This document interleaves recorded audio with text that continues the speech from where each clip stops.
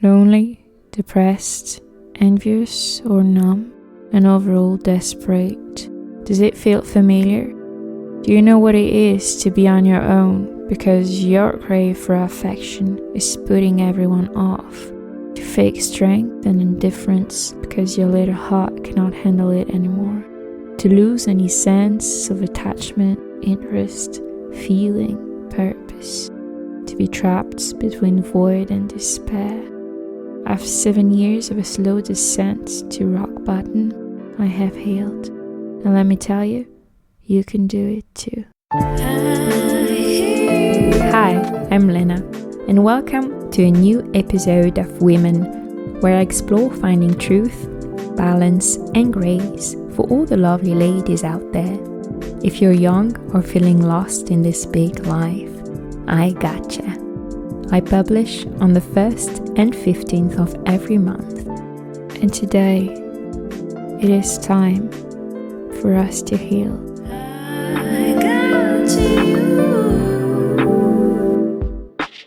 We've only scratched the surface when we've talked about improving our looks, getting fit, looking after our health, learning the skills, in particular to get prettier.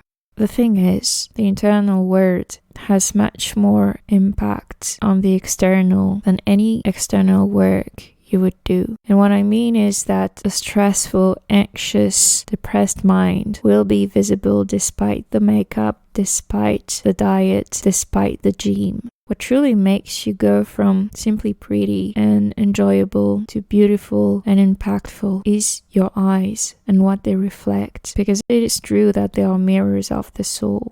This is why we need to talk about the internal world, our mind, confidence, getting stronger, and getting the path clear of any lingering pain, suffering, traumas that are blocking our way in this world. Our first step has to be healing. Healing is the foundation for a better self. It is overcoming the two biggest barriers in our existence, emotions and ego. Emotions are physical reactions to keep us alive. We fear what can kill us. We love what sustains us. There are basic animal instincts that activate when triggered, and as such, they overrun any logical reasoning. Triggers can come from everywhere, more so nowadays, as we are constantly under pressure and exposed to dramatic events from all over the world. If we compare with our ancestors, they faced more life-threatening dangers than we do today, but they were limited to local frontiers, not exposed to international traumatic events 24/7. Triggers come from traumatic experiences. They vary from neglect to violence and everything in between. They can vary in intensity and frequency, but what they have in common is to create severe negative emotions that will keep haunting us. The second barrier to overcome is ego. We are born in places and around people that primarily shape our perception and understanding of the world. For the most part, we come to adulthood defined by our surroundings, and our ego builds up on these grounds. According to our beloved Merriam-Webster dictionary, the ego is defined as the conscious self, as contrasted with other selves or the world. In other words, it is our character in the big play of life. And it's the very first thing that our parents teach us by giving us a name, that we are a separate body and mind from others with our own flaws and qualities. Yet, we don't really get to choose the part that we play when we're born. We are very easily shaped by the environment. We can become weak, shy, obedient, arrogant, narcissistic. All traits of a misperceived self, which is either too low to get us stand for ourselves or too high to make us care for others. Either way, it takes over and away our life. As you can see, emotions and ego are closely linked. When we are triggered, we may react with fear or apathy, which will develop a low esteem, thus a low ego, and lead to craving others' attention or to desperation out of powerlessness. We may also react with anger or pride, developing an intense desire for what we've been ripped of, thus a strong ego, which leads to self-interest, ill-intended competition, and malevolence. I'd say it's a good summary of our words. I've read a number from Dr. David Hawkins' book called Power versus Force, which described the levels of human consciousness, and concluded that 85% of people operate on these low-level patterns. It's difficult to approach emotions and ego because they are both needed for our life as a living being and as a member of a pack. They help us connect and they help us find our place in this physical world. But more often than not, they become twisted against us. And that's where we will consumed by fear and anger, polluted by envy and despair. And sometimes, when the pain reaches the point of no return, we become numb, empty. Except the return is always possible. Healing is always an option. The goal of healing is to set a new paradigm, meaning a new mindset. The one of being detached and involved at the same time. Detached from ourself, or more specifically from our avatar. As I like to mention in almost every episode, we are more than a body, than our flows, than our qualities. We are a divine spirit and a light force that can shape and change this avatar. So we need to detach from this self, but at the same time, we are in this avatar, we are experiencing this life, and we need to be involved in it to learn the most that we can from it and to grow as much as possible. With that regard, healing is the most important step that can ever be taken, as it is the decision to be an embodiment of everything beautiful in humans. But it requires willpower, the willingness to take responsibility. Practically, the first step is confronting the past, the traumatic events, fears creeping up, weaknesses and mistakes. We have to be honest and face our flaws. For that, we shall first write and then discuss. Write everything down. Journal what has happened to us, what we have done, what we regret and fear, what we are ashamed of. We have to admit that these things are real, that they have occurred, and that they have crushed us the way they did. Doing it by ourselves, no one is watching. We're allowed to cry, to blush with shame, to shake with fear. But we have to face the truth and admit that we have been violated, abused, hit, that we have lied, betrayed, fled, abandoned. We have to look at the wound, admit that it's here if we want to close it.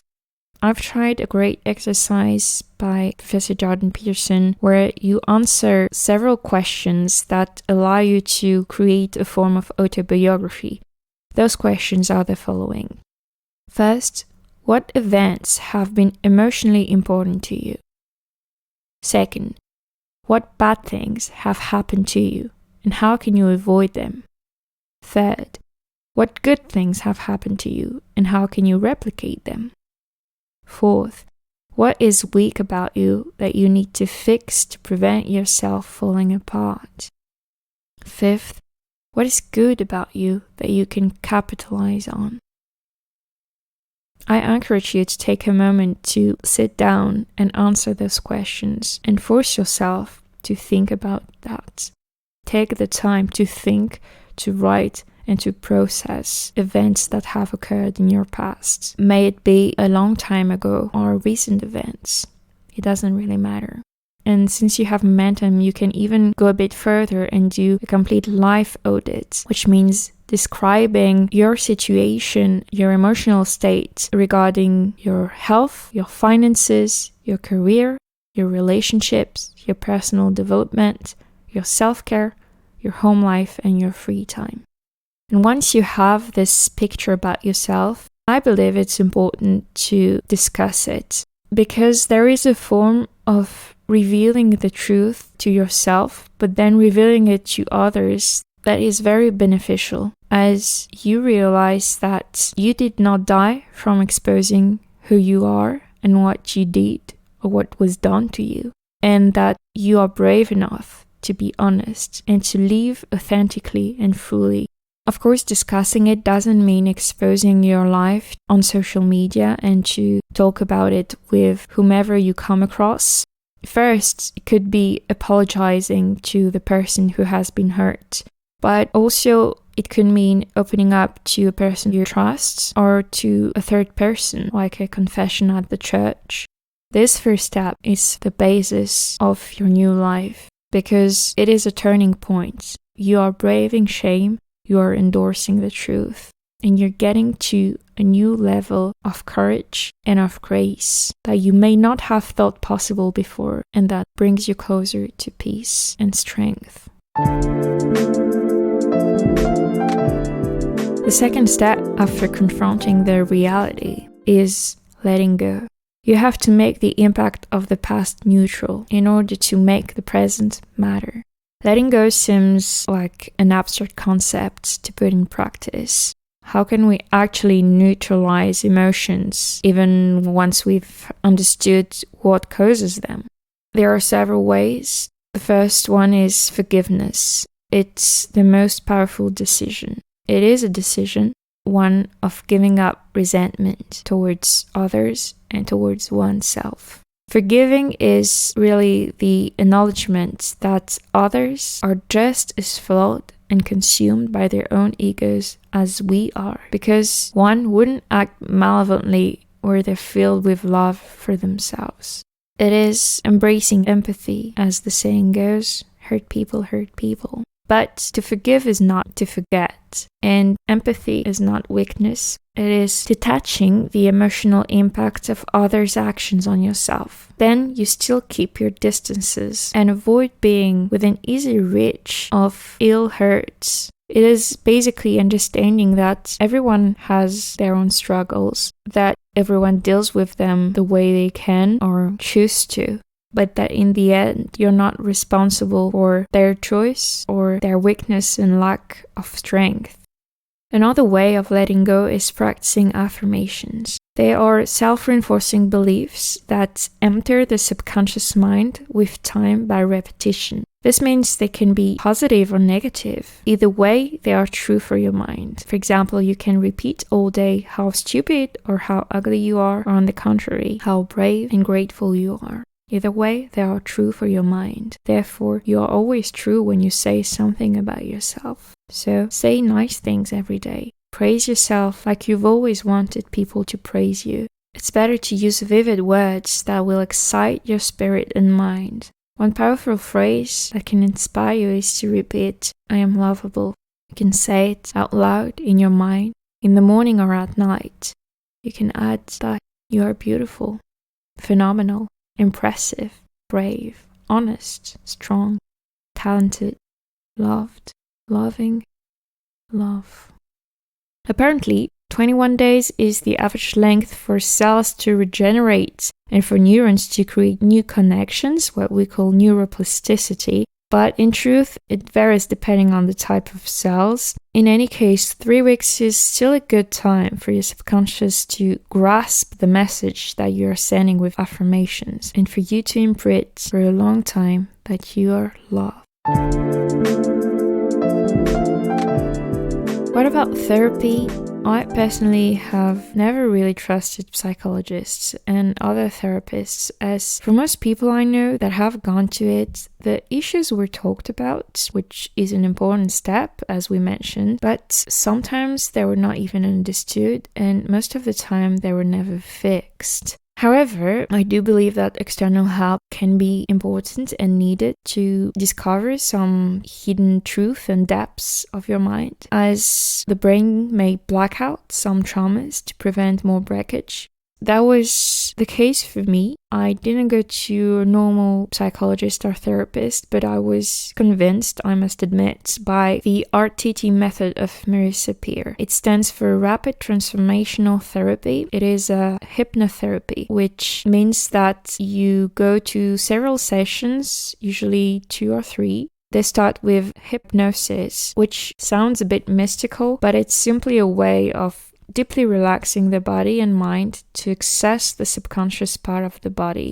The way it is done is looking up and taking several deep breaths, then closing the eyes and counting backwards from 10 to 1 while going down imaginary stairs. This really resembles what I've read in Jose Silva's book called The Silva Mind Control Method, where there was an almost identical meditation practice described in it. You're not sleeping, of course, you're simply relaxed. You may not even notice anything and you might think that it doesn't work. But the thing is that when you are in this relaxed state, the therapist asks you questions about your fear, your anxiety, your anger, your past, where all of this come from and why they are here. And because you are in this relaxed state, you have access to the subconscious, even if you don't know it, and the answers just come to you. That's really what's interesting with this method, and that's really what has convinced me, honestly. Everything was flowing. Obviously, it is painful because you go through past sufferings, you may relive traumatizing events, but the thing is, you face them once and for all. You describe them, and following this discovery, you change the emotional meaning of this event, and therefore changing the present impact. For example, the therapist will help you say that you did not know better at that time. You were just a kid, or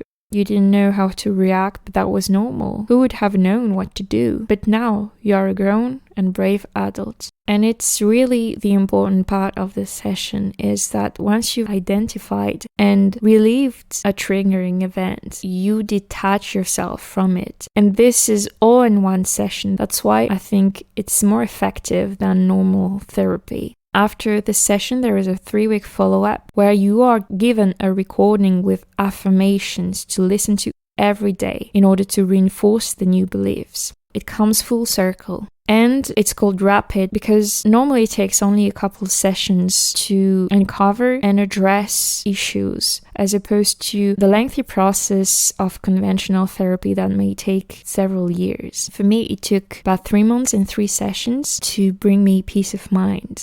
I started to listen to Marissa Peer in 2021, and she really was the only one to have given me hope to overcome depression, despair, as she spoke about how our lives are mainly defined by our minds and how our minds are defined by our thoughts. Therefore, how you are in control of your life. It brought me so much hope to feel that actually I might have some control over what's happening to me. And I must say, even as someone who didn't consider to have had any traumatizing events, I really benefited from that because in reality, we all have small but meaningful, impactful events in our lives that decrease our self-esteem, that decrease our courage and confidence. I want to say that traumatic events and challenges are important simply because they are harsh, but a lot of the time they can force you to heal and to grow. Although they can also foster self-destruction, especially when they occur in childhood, because specifically in that period of our life, we are clearly not equipped to react to them. But once we gain a broader understanding of our world and a higher consciousness, we understand that we have the choice to react to a certain event. And it really makes me think of those stories of people facing severe accidents or cancer diagnosis, having their perception of themselves turned upside down and suddenly giving them wings to fly to new heights that their old healthy self would have been too frightened to look at. Because when you are hit with misfortunes and woes, you uncover weaknesses, fears, but you are given the opportunity to discover your inner force. Realize that you are stronger than you've ever thought possible. This does not mean that you are immune forever of never going back to depression, despair. I very well know about this. But the main point is changing the mindset, understanding that there is a strength, there is this inner force in you, and that whatever is thrown at you in life, you have the choice on how you will continue. At first it's hard, but in the end, you know that the choice is on you. To go from resentful and hateful, fragile and fearful, empty and numb, to peaceful, confident, grateful, brave, and loving, and resilient is what healing does. It changes the paradigm. We are not just a separate person with flaws and qualities. We are a ray from a shared divine light shining on the world, expressed through our unique character, so we don't need to be too attached to the ego, as it's not our essence. Still, we want to be involved in this life, and we want to contribute to the beautiful creation that is the world. That's when you realize that suffering is necessary to create beauty, just like darkness is the counterpart of light. And so you realize that it is the choice of overcoming pain that brings rewards such as joy, energy, and love. It took me all of the above to arrive to a place of peace. And today I still face challenges and sorrow, and I can still be lost on what I'm supposed to do. But one thing is for sure, I know that in the end, I am the one to define what I will learn from the experience, what I will do with it, and how to continue to fight for beauty or to give in to darkness, because both will always be here with open arms. And remember, healing is simple, not easy. The decision to brave the truth is what separates you from 85% of the people enslaved to their emotions and ego.